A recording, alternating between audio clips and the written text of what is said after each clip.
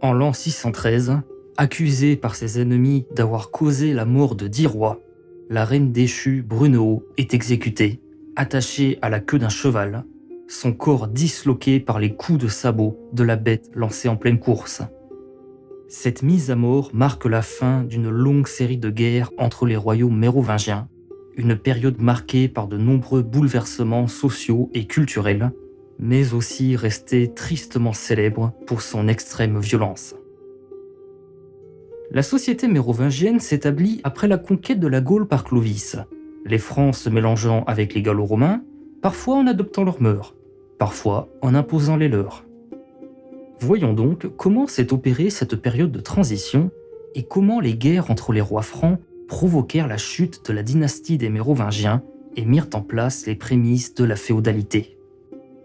Vous êtes sur la chaîne Gallus Gallicus, où l'on parle de culture, politique et histoire, toujours en indiquant le contexte, les causes et les conséquences, afin de retenir l'essentiel, l'explication des faits. Pensez à vous abonner pour ne pas rater les prochaines vidéos. Merci pour votre attention et bon visionnage.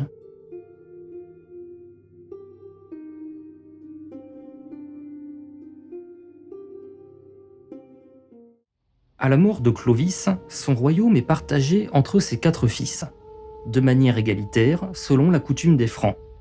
Ses descendants de Clovis seront appelés les rois mérovingiens. Théoriquement, l'unité du monde franc est maintenue, car les rois sont supposés être alliés et se soutenir mutuellement.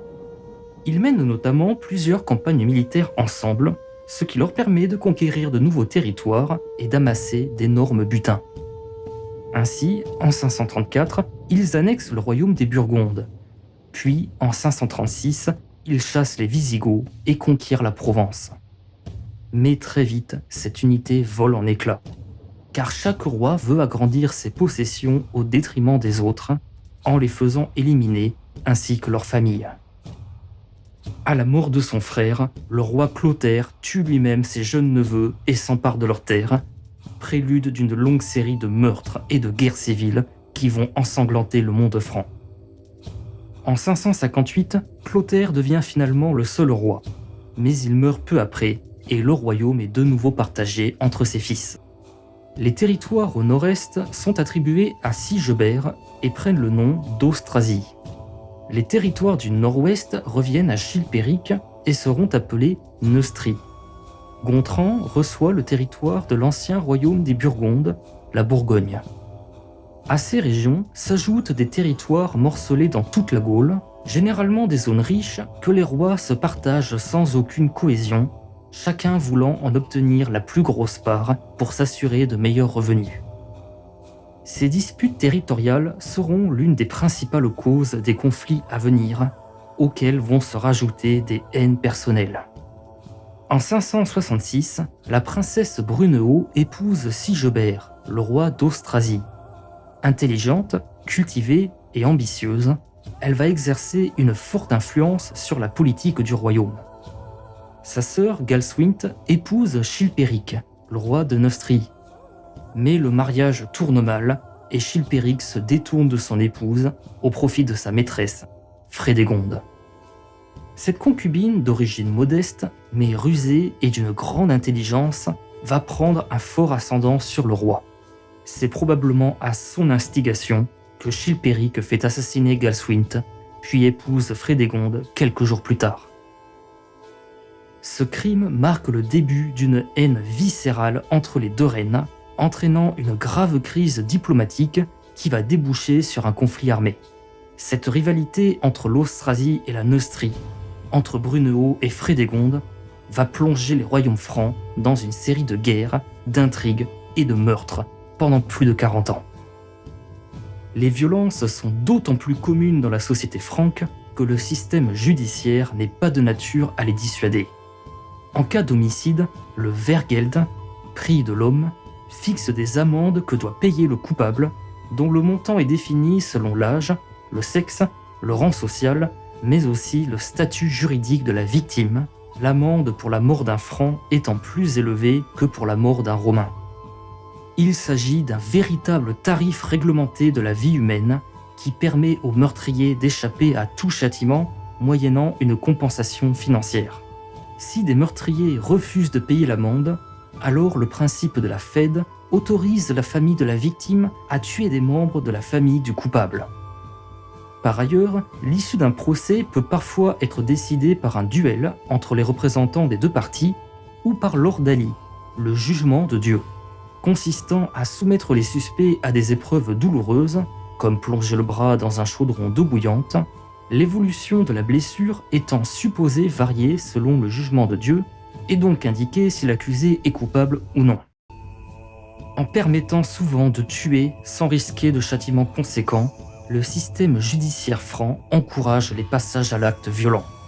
Nombre d'évêques, de nobles et même de rois vont périr de mort brutale, à tel point que selon Fustel de Coulanges, le règne des Mérovingiens fut un despotisme tempéré par l'assassinat. Durant cette période de meurtre et de violence continue, le savoir se perd. Les hommes lettrés sont de moins en moins nombreux, de sorte que les ecclésiastiques deviennent les seuls en mesure d'assurer l'administration. Au fur et à mesure que les violences ravagent la société franque, l'aristocratie guerrière prend de plus en plus d'importance. Les rois doivent offrir des titres et des terres aux nobles pour s'assurer de leur fidélité, car en ces temps de guerre, perdre leur support signifie souvent perdre la vie. Les rois francs se dépossèdent ainsi eux-mêmes de leur pouvoir. La reine d'Austrasie, Brunehaut, tente de s'opposer à cet affaiblissement de l'État.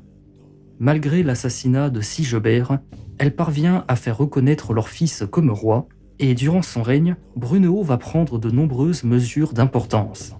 Ainsi, les prérogatives du pouvoir central sont renforcées, la hiérarchie des pouvoirs est réorganisée, les privilèges fiscaux des aristocrates sont réduits, la loi établit désormais l'égalité entre les descendants des conquérants francs et la population d'origine gallo-romaine, et les femmes ne peuvent plus être mariées sans leur consentement.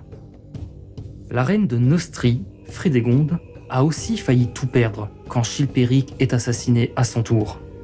Mais elle parvient à faire reconnaître leur jeune fils comme roi sous le nom de Clotaire II. Pour servir les intérêts de son fils, Frédégonde va user de diverses intrigues, généralement des assassinats, jusqu'à sa mort en 597. La rivalité entre les royaumes de Neustrie et d'Austrasie se poursuit encore pendant plus de 15 ans, jusqu'à ce que le fils de Frédégonde, le roi Clotaire II, s'empare du pouvoir et fasse exécuter Brunehaut, devenant ainsi le seul roi des Francs en 613. En dépit de la haine qu'il vouait à Brunehaut, Clotaire II va maintenir la plupart des mesures qu'elle avait prises. Mais il doit composer avec les nobles qui l'ont soutenu et leur accorde divers avantages qui décentralisent le pouvoir et diminuent l'influence du roi. Son successeur, Dagobert, parvient encore à maintenir son autorité. Mais il sera le dernier des rois mérovingiens à exercer réellement le pouvoir.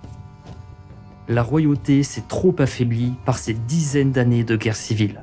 Les nobles sont devenus tellement puissants que ce sont désormais eux qui imposent leurs décisions au pouvoir royal, nomment les évêques et les comtes, signent les accords diplomatiques et décident des expéditions militaires à mener. Après la mort de Dagobert, les plus puissants des nobles francs, connus sous le nom de maires du palais, vont se combattre pour la suprématie, profitant du fait que les rois accèdent au trône quand ils sont encore enfants et meurent jeunes sans avoir eu réellement la possibilité de régner, les rares qui tentent de gouverner par eux-mêmes étant assassinés. Les complots et les guerres civiles se succèdent à nouveau, jusqu'à ce qu'en 687, l'armée du maire du palais d'Austrasie, Pépin de Herstal, écrase ses opposants à la bataille de Tertry, lui assurant ainsi définitivement la mainmise sur le pouvoir. Dès lors, les Mérovingiens ont beau conserver le titre de roi, ils n'ont ni autorité ni pouvoir réel, et n'accompliront plus aucun acte d'importance, ce qui leur vaudra d'être appelés par la suite les rois feignants. L'époque des Mérovingiens fut une période de transition entre la société gallo-romaine de l'Antiquité et la société franque du Moyen Âge. Les rois francs ne voulaient pas détruire la culture et la civilisation romaine. Au contraire, ils essayèrent de s'en inspirer en reprenant ses codes et en imitant les empereurs romains. Mais dans le même temps, Ils avaient des mœurs si différentes que ce mélange ne pouvait pas fonctionner sans renoncer à leurs traditions et leurs coutumes germaniques. Et comme ils ne le firent pas, ce système hybride était voué à l'échec. Clovis avait réussi à bâtir un embryon d'État, grâce à ses conquêtes et en faisant tuer tous ceux qui auraient pu contester son pouvoir. Mais lui et ses descendants commirent une terrible erreur en conservant leur mode de succession, consistant à ce que le territoire soit partagé entre tous leurs fils sans distinction. Ce système pouvait fonctionner pour des petites tribus germaniques, mais il était complètement inadapté à la situation de la Gaule, empreinte d'une culture romaine avec un État fort et une administration solide. Les multiples partages du royaume et les conflits qui en ont résulté affaiblirent considérablement les rois mérovingiens, dont le pouvoir était toujours précaire et dépendait essentiellement de leur capacité à satisfaire les nobles qui les soutenaient. Pour cela, ils devaient sans cesse amasser davantage de butin à distribuer, et quand ils ne purent plus aller conquérir ou piller de nouveaux territoires, ils furent tentés de tuer les autres rois pour s'emparer de leurs richesses, entraînant ainsi des successions de guerres civiles qui plongèrent la Gaule dans le chaos. Ce mélange d'instabilité, de brutalité et de soumission aux intérêts de la noblesse ont fait peu à peu perdre aux Mérovingiens toute leur autorité, amorçant ainsi les débuts de la féodalité et la prise de pouvoir d'une nouvelle dynastie, les Carolingiens.